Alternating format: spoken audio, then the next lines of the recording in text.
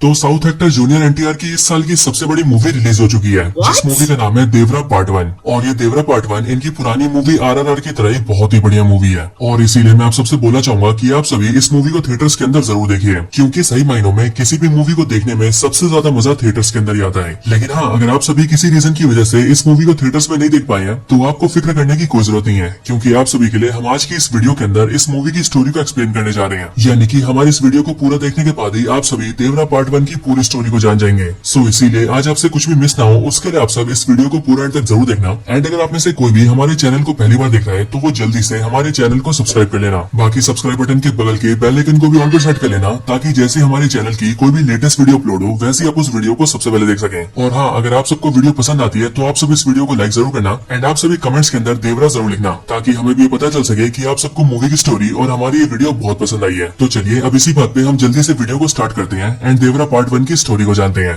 देवरा movie की starting होती है मुंबई शहर से, जहाँ पर हम ये देखते हैं कि मुंबई शहर के पुलिस हेडक्वार्टर्स के अंदर एक मीटिंग चल रही होती है। इस पुलिस मीटिंग के अंदर एक मिनिस्टर सारे आईपीएस ऑफिसर्स के साथ मीटिंग कर रहा होता है और यहाँ पर ये मिनिस्टर सारे आईपीएस को ये बताता है कि हमारी कंट्री के अंदर दो बहुत बड़े टेररिस्ट हो चुके हैं और इन दोनों का नाम है दया और यति। और ये दोनों टेररिस्ट यानी कि दया और यति एक दूसरे के भाई हैं, जिनमें से दया बाहर रहता है और यति इंडिया के अंदर से ऑपरेट करता है। लेकिन इन्हीं दोनों को लेकर अभी हाल ही में ये इंटेलिजेंस मिली है कि इन दोनों को भी हाल ही में अरब कंट्रीज से बहुत सारी फंडिंग मिली है। एंड इसीलिए हमारे देश की इंटेलिजेंस ये कहती है कि ये दोनों आतंकवादी हमारे देश के अंदर इलीगल तरीके से बहुत सारे बम, मिसाइल्स, गन्स, बुलेट्स और ड्रग्स लेकर आने वाले हैं। हालांकि ये लोग ये सारा सामान इलीगली काफी टाइम से ला रहे हैं, लेकिन अब हमें ये खबर मिली है कि अब ये दोनों आतंकवादी ये सारे इलीगल सामान बहुत सारी मात्रा में लेकर आने वाले हैं। और फिर इसके लिए वो मिनिस्टर सारे आईपीएस ऑफिसर से कहता है कि हमें कुछ भी करके उन्हें रोकना ही होगा। अब इसके बाद ही इसी मीटिंग के अंदर ये फैसला किया जाता है कि पुलिस डिपार्टमेंट को जल्दी से जल्दी ये पता करना होगा कि आखिरकार ये सारा का सारा इलीगल कंसाइनमेंट इंडिया के अंदर आ कैसे रहा है। एंड फिर इसी चीज को देखने के लिए पूरा पुलिस डिपार्टमेंट मिलकर एक आईपीएस ऑफिसर को ये पूरा केस देते हैं। और वैसे इस ऑफिसर का हमें नाम तो नहीं बताया गया है, लेकिन ये ऑफिसर है साउथ एक्टर अजय। केस मिलने के बाद ही एक्टर अजय यानी कि आईपीएस ऑफिसर जल्दी से अपने ऑफिसर्स की टीम बनाता है एंड फिर वो जल्दी से अपने केस के ऊपर इन्वेस्टिगेशन स्टार्ट कर देता है। इन्वेस्टिगेशन के अंदर आईपीएस ऑफिसर को यति का एक आदमी मिलता है एंड फिर जब वो लोग उसे पकड़कर उसे टॉर्चर करते हैं तब वो आईपीएस ऑफिसर अजय के सामने इस बात को रिवील करता है कि वो आतंकवादी दया और यति के लिए काम करता है, लेकिन उसने 3 महीने से उन्हें देखा नहीं है। लेकिन यहीं पर ही आईपीएस अजय उससे पूछता है कि आखिरकार वो लोग इन सारे इलीगल सामान को इंडिया के अंदर लेकर कैसे आते हैं, क्योंकि जाहिर है जब भी वो लोग शिप से इंडिया के अंदर इस सामान को लाने की कोशिश करेंगे तब इंडिया के कोस्टल एरियाज पर और पोर्ट्स के ऊपर कोस्टल गार्ड्स उन्हें घेर लेंगे और उनकी चेकिंग से वो लोग बच नहीं पाएंगे। पर ये सुनकर यति का जो आदमी होता है वो आईपीएस अजय को ही बताता है कि असल में उनका जो भी इलीगल सामान इंडिया के अंदर आता है उसे वो लोग शिप से तभी उतार लेते हैं जब शिप पानी के अंदर होता है, और इसीलिए जब शिप पोर्ट तक पहुंचता है तब कोस्टल गार्ड ऑफिसर्स को उसमें कुछ भी नहीं मिलता है। लेकिन आईपीएस अजय इस बात को सुनकर बहुत ज्यादा शॉक हो जाता है, क्योंकि एज ऑफ कोर्स बड़े बड़े शिप के कंटेनर्स को पानी के बीच में उतारना बहुत ही मुश्किल काम है। पर यह सुनकर यति का आदमी आईपीएस अजय को बताता है कि एक्चुअल में उनके सारे इलीगल कंसाइनमेंट वाले जो शिप है वो मुंबई से काफी दूर रत्नागिरी के पास आते हैं, और ये जो रत्नागिरी जगह है वो आंध्र प्रदेश और तमिलनाडु के कोस्टल एरियाज के पास है। लेकिन जब वहाँ के पोर्ट्स के पास हमारे शिप पहुंचने वाले होते हैं तब पोर्ट तक पहुंचने के कुछ टाइम पहले उनमें से हम सामान निकाल लेते हैं, और हमारे इन्हीं सारे इलीगल सामानों को निकालने में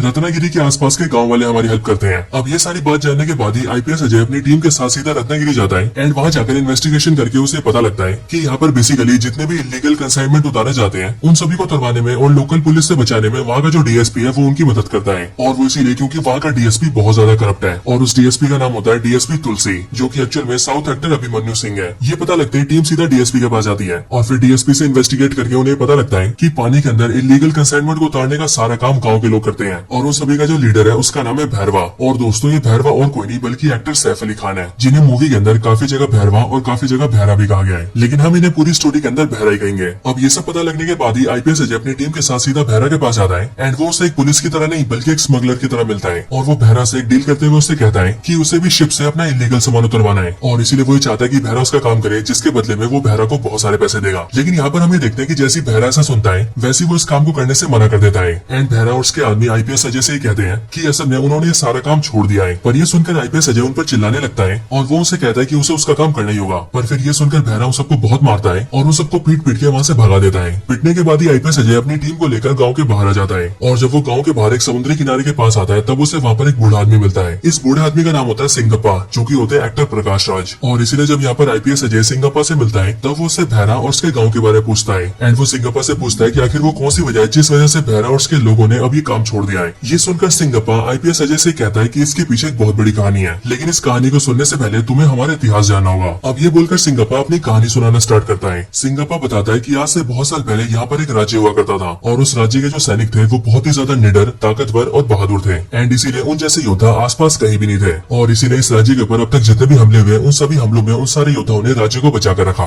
लेकिन इतने सारे युद्ध लड़ने की वजह से राज्य को काफी नुकसान हुआ और फिर इसीलिए जब आखिर में अंग्रेज यहाँ पर आए तब इस राज्य के योद्धाओं ने उन अंग्रेजों को तो भगा दिया, पर इतना सब होने की वजह से राज्य का शासन बिगड़ गया और यहाँ का राज्य और पूरा राजपाट समाप्त हो गया। और फिर इसीलिए ये सब होने के बाद ही वो सारे योद्धा जो कि इस राज्य की हिफाजत करते थे उन सभी ने अपने परिवारों को लेकर यहाँ पर गाँव बसाना शुरू कर दिया। उन सभी वीर योद्धाओं ने मिलकर यहाँ पर 4 गाँव बसाए और उन चारों गाँव के अंदर एक ऐसा योद्धा होता था जो कि पूरे गाँव को लीड करता था, यानी कि एक योद्धा पूरे गाँव का लीडर होता था। लेकिन अब क्योंकि राजपाट खत्म हो चुका था और यहाँ के लोगों के पास कमाने का कोई भी जरिया नहीं था, इसीलिए यहाँ के लोगों ने पानी में उतरकर मछली पकड़ना शुरू किया और उन्हीं सब चीजों से अपनी जिंदगी चलाई। पर इन सब के बाद भी हालात बिगड़ते ही चले गए और पीढ़ी दर पीढ़ी हमारे चारों गांव और ज्यादा गरीब होते चले गए। लेकिन फिर एक दिन हमारे चारों गांव का समय बदला और ये हुआ आज से ठीक 12 साल पहले। सिंगापा बताता है कि आज से 12 साल पहले हमारे गांव में 2 आदमी आए जिनके नाम थे मुरुगा और डीएसपी तुलसी। और वैसे मैं आपको बता दूं कि इनमें से डीएसपी तुलसी अभिमन्यु सिंह थे और जो मुरुगा है वो है एक्टर मुरली शर्मा। सिंगापा बताता है कि आज से जब 12 साल पहले मुरुगा और डीएसपी तुलसी उनके गाँव में आए तो उन्होंने हमारे गाँव के लोगों को काम दिया। असल में हमारे चारों गाँव के जो लोग हैं वो बहुत ही ज्यादा ताकतवर और बहादुर है और इसीलिए हमारे गाँव के लोग वो काम कर सकते हैं जो कि दूसरे लोग नहीं कर सकते हैं। और मुरुगा और डीएसपी तुलसी ने इसी बात का फायदा उठाया। असल में मुरुगा इल्लीगल काम करने वाले लोगों के साथ मिला हुआ है, इसीलिए वो विदेशों से बहुत सारे बम, मिसाइल, बंदूक और खतरनाक चीजों को शिप में डालकर हमारे देश में इल्लीगल तरीके से लाता है। लेकिन अब क्योंकि पोर्ट्स पर कोस्टल गार्ड के द्वारा उसे पकड़े जाने का खतरा रहता है, इसीलिए उसने हमारे लोगों को ऑफर दिया कि हमारे लोग उसके सारे सामान को पोर्ट्स पर पहुंचने से पहले उतार दें। और इस काम के बदले उसने हमारे लोगों को काफी पैसा ऑफर किया और इसीलिए हमारे लोगों ने ये काम करना शुरू कर दिया। अब इसके बाद ही सिंगापा आईपीएस अजय को देवरा की कहानी बताना स्टार्ट करता है और वो कहानी बताते हुए उन सबसे ये कहता है कि आज से 12 साल पहले जब ये सिलसिला शुरू हुआ तब मेरे गांव का लीडर देवरा था और देवरा के अलावा बाकी तीनों गांव के जो लीडर्स हैं वो है भैरा, कुंजारा और अयप्पा। और चारों गांव के इन सारे लीडर्स ने मिलकर अपने सारे आदमियों को इकट्ठा किया एंड फिर उन सबने मुरुगा के कहने पर उसका काम करना शुरू कर दिया। अब इसके आगे सिंगापा की कहानी में हमें देवरा की फैमिली के बारे में पता लगता है, जहाँ पर हम ये जानते हैं कि देवरा की फैमिली में उसकी वाइफ है, देवरा की मदर है, देवरा का एक बेटा है जो कि 12-13 साल का है और इसके साथ ही देवरा की वाइफ प्रेग्नेंट भी है, जिस वजह से आगे चलकर देवरा को एक बेटी भी होती है। देवरा अपनी फैमिली के साथ अपनी लाइफ में बहुत खुश होता है और जो काम देवरा और उसके लोग कर रहे थे उनसे उन्हें काफी अच्छा पैसा मिल रहा होता है, इसीलिए चारों गाँव की जिंदगी काफी अच्छी चल रही होती है। लेकिन कहानी में आगे हम ये जानते हैं कि जो सैफ अली खान का कैरेक्टर है यानी कि भैरा, वो देवरा से बहुत ज्यादा जलता है और ऐसा इसलिए क्योंकि देवरा के खुद के गाँव के साथ साथ बाकी के तीनों गाँव भी देवरा की बहुत ज्यादा इज्जत करते हैं। और सिर्फ ये नहीं बल्कि चारों गाँव के सारे लोग मिलकर हर साल एक खास पूजा करते हैं जिस पूजा का नाम है शस्त्र पूजा। एंड बेसिकली इस शस्त्र पूजा के अंदर चारों गाँव से 2-2 योद्धा भाग लेते हैं और जिस गाँव का योद्धा आखिरी तक टिका रहता है और सारे लोगों को हरा देता है वो इस प्रतियोगिता को जीत जाता है और जो भी इसे जीतता है उसे इनाम के तौर पर सारे पूर्वजों के हथियार मिलते हैं, यानी कि वो सारे शस्त्र जिन्हें उनके पूर्वजों ने इस्तेमाल किया होता है। एंड इसलिए जीतने वाला इन सारे शस्त्रों को अपने घर में रखता है और ये इन सब के लिए बहुत सम्मान की बात होती है। और यहाँ पर हमें पता लगता है कि बीते बहुत सालों से शस्त्र पूजा की प्रतियोगिता को हर बार देवरा ही जीतता है एंड इस रीजन की वजह से भी भैरवा देवरा से बहुत ज्यादा नफरत करता है, लेकिन सामने वो हमेशा ये दिखाता है कि वो देवरा का दोस्त है।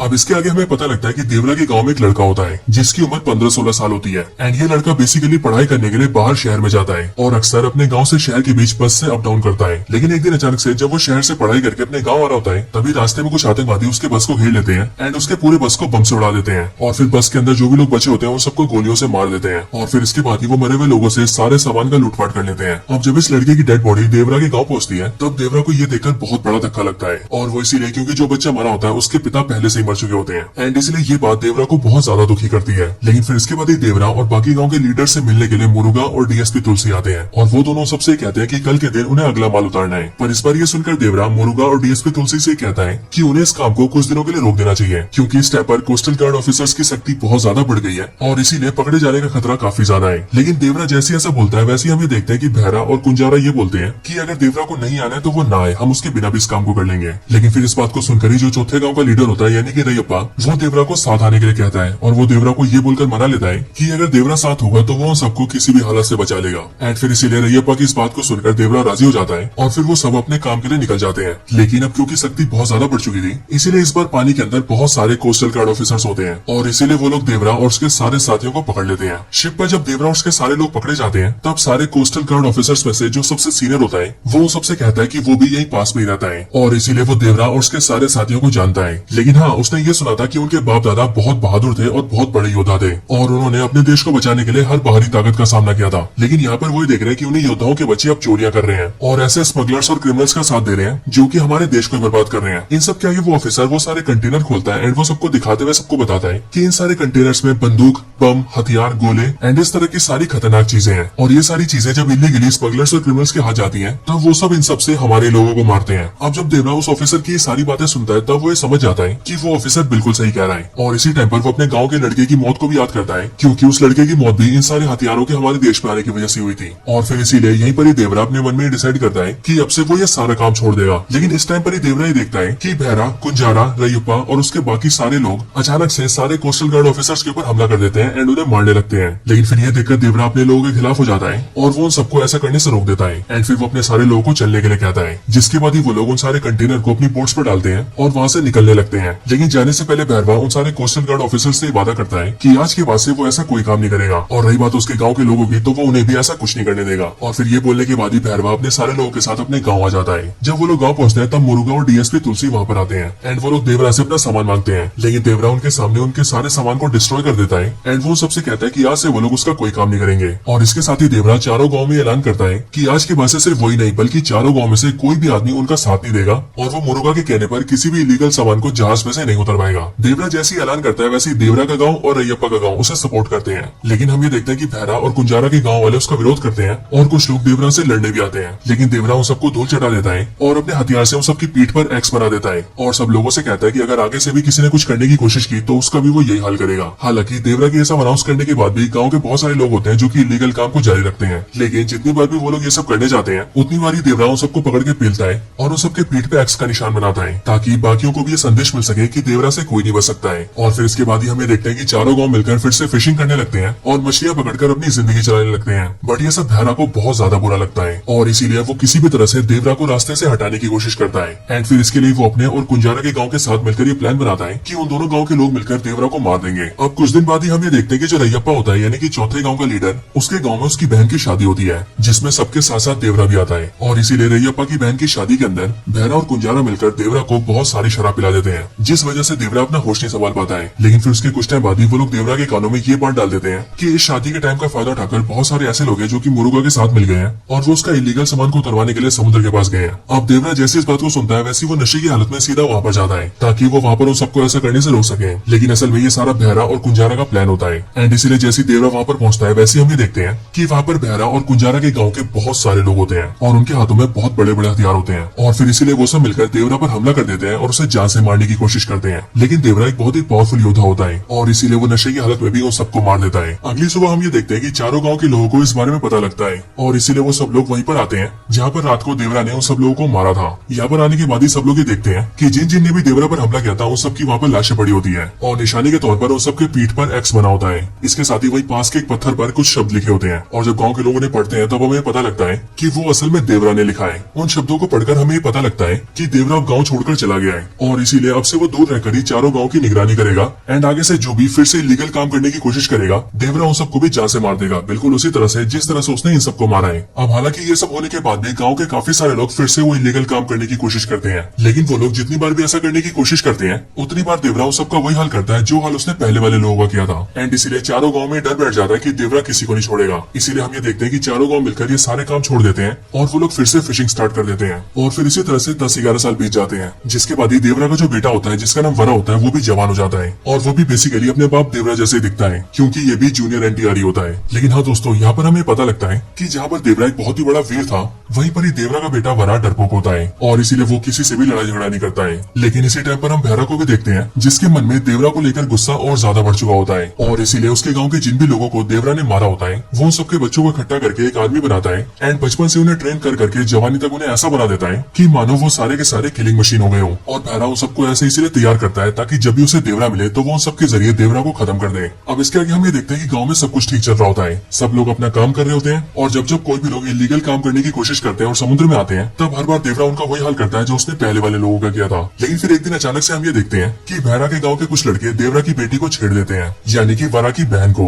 लेकिन हाँ, जैसे इस बारे में वरा को पता लगता है, वैसे वो लड़कों को बहुत मारता है। पर जब वरा सबको पीट के वहाँ से जा रहा होता है, तभी भैरा अपने गाँव के लड़कों में से एक लड़के को जान से मार देता है, जिसके बाद अगले दिन गाँव में ये खबर फैलती है कि वरा ने उन लड़कों को पीट पीट कर एक की जान ले ली है। अब ये बात जैसी वरा को पता लगती है कि उसके पीटने से किसी की जान गई है, तब वो सीधा भैरा के गाँव भैरा के पास आता है ताकि वो भैरा से माफी मांग सके। लेकिन भैरा उससे कहता है कि वो उसे तभी माफ करेगा जब वो उसके लिए काम करेगा। अब ये बात सुनकर वरा हाँ बोल देता है और फिर इसके आगे हमें पता लगता है कि भैरा ने मुरुगा और डीएसपी तुलसी से डील कर ली होती है एंड उसने उसे बोला होता है कि अब उसके जो लड़के हैं वो इतने ज्यादा तैयार हो चुके हैं कि अब अगर देवरा उनके सामने आता भी है तो वो लोग देवरा को जान से मार देंगे। और फिर इसके लिए वो लोग कंसाइनमेंट को लेने के लिए पानी में उतरते हैं और इस बार बहरा उन सबके साथ साथ देवरा के बेटे वरा को भी भेजता है और वो वरा से कहता है कि अगर उसका बाप देवरा उसे दिखे तो उसे देवरा को मारना पड़ेगा। अब इन सबके बाद ही जैसे वो लोग पानी में आकर कंसाइनमेंट उतारने लगते हैं वैसे ही हम ये देखते हैं कि कोई उन पर हमला कर रहा है और कोई उन सबको पानी में खींच खींच कर मार रहा है। और जब दूसरे लोग उन सबको खींच कर बाहर निकालते हैं तब वो लोग ये देख रहे हैं कि जिन भी लोगों को पानी के अंदर खींचा गया था उन सबकी पीठ पर एक्स बना हुआ है और इसलिए ये सब देखकर वो लोग ये समझ जाते हैं कि शायद से देवरा यहाँ पर आकर उन सबके साथ ऐसा कर रहा है। लेकिन फिर यहीं पर ही एक बहुत बड़ा खुलासा होता है और वो खुलासा ये होता है कि वहाँ पर देवरा नहीं होता बल्कि देवरा का बेटा वरा ये सब कर रहा होता है। और फिर जब वो उन सारे लोगों की पीठ पर एक्स बना देता है और उन्हें बेहोश कर देता है तब वो सबको शिप में डालकर तट पर ले आता है और तब उससे वहाँ पर मिलने आते हैं प्रकाश राज यानी कि सिंगप्पा। एंड फिर यहाँ पर आकर स्टोरी खुलती है और हमें पता लगता है कि असल में जिस रात सारे लोगों ने देवरा पर हमला किया था उसी रात को देवरा की मौत हो गई थी। लेकिन देवरा के बेटे वरा ने और सिंगप्पा ने दोनों ने मिलकर देवरा को मरने के बाद भी उसे किस्से कहानियों में जिंदा रखा ताकि चारों गाँव के मन में जो डर है वो डर बना रहे और कोई भी गलत करने से पहले 100 बार सोचे। और सिर्फ ये नहीं बल्कि देवरा के मरने के बाद जितने भी लोगों के साथ हमें ऐसा लगा कि उन्हें देवरा ने मारा है उन सबको भी असल में वरा नहीं मारा था। लेकिन ये सारी बातें जानने के बाद ही जब हमें पता लगता है कि देवरा की मौत हो चुकी है और देवरा उसी दिन मर गया था जिस दिन उन लोगों ने देवरा पर हमला किया था तब यहाँ पर एक बहुत बड़ा सवाल उठता है और वो इसीलिए क्योंकि उस दिन देवरा से लड़ने के लिए जो भी लोग आए थे देवरा ने उन सबको मार दिया था। तो आखिरकार उन सबको मारने के बाद भी देवरा की मौत कैसे हुई और आखिरकार वो कौन था जिसने देवरा को मारा होगा। सो एंडिंग में हमें इसका भी आंसर मिलता है और हमें पता लगता है कि उस दिन जिस दिन देवरा ने उन सबको मार दिया था तब उन सबके बाद देवरा से मिलने के लिए वहाँ पर देवरा का बेटा वरा आया था और देवरा के बेटे वरा ने देवरा को चाकू मार के जान से मार दिया था। यानी कि देवरा का कातिल और कोई नहीं बल्कि देवरा का बेटा वरा है जिसने सिर्फ 13-14 साल की उम्र में अपने पिता देवरा को मार दिया था। लेकिन दोस्तों जैसे हमें इस सवाल का जवाब मिलता है वैसे ये मूवी एंड हो जाती है और अपने साथ ये सवाल छोड़ जाती है कि आखिरकार देवरा के बेटे वरा ने देवरा को क्यों मारा। लेकिन हाँ हमें इस बात का जवाब मिलेगा देवरा पार्ट 2 के अंदर। वैसे ये बिल्कुल बाहुबली जैसा हुआ है क्योंकि बाहुबली 1 देखने के बाद सबके मन में भी यही सवाल था कि आखिरकार कटप्पा ने बाहुबली को क्यों मारा और अब बिल्कुल वैसे ही देवरा मूवी देखने के बाद भी सबके मन में ये सवाल रहेगा कि आखिरकार देवरा के बेटे वरा ने देवरा को क्यों मारा। वैसे दोस्तों आपके हिसाब से इसका आंसर क्या हो सकता है? आपके हिसाब से वरा ने देवरा को क्यों मारा होगा? अगर आप इसका आंसर गैस कर सकते हैं तो आप वो हमें कमेंट्स के अंदर जरूर बताना। बाकी इस वीडियो को यहाँ तक पूरा देखने के लिए आप सबका बहुत बहुत थैंक यू। अगर आपको वीडियो पसंद आई हो तो आप वीडियो को लाइक करिए, कमेंट्स के अंदर देवरा लिखिए और वीडियो को ज्यादा से ज्यादा शेयर करिए। बाकी मैं मिलता हूँ आपसे ऐसी किसी और बेहतरीन वीडियो में, तब तक के लिए गुड बाय।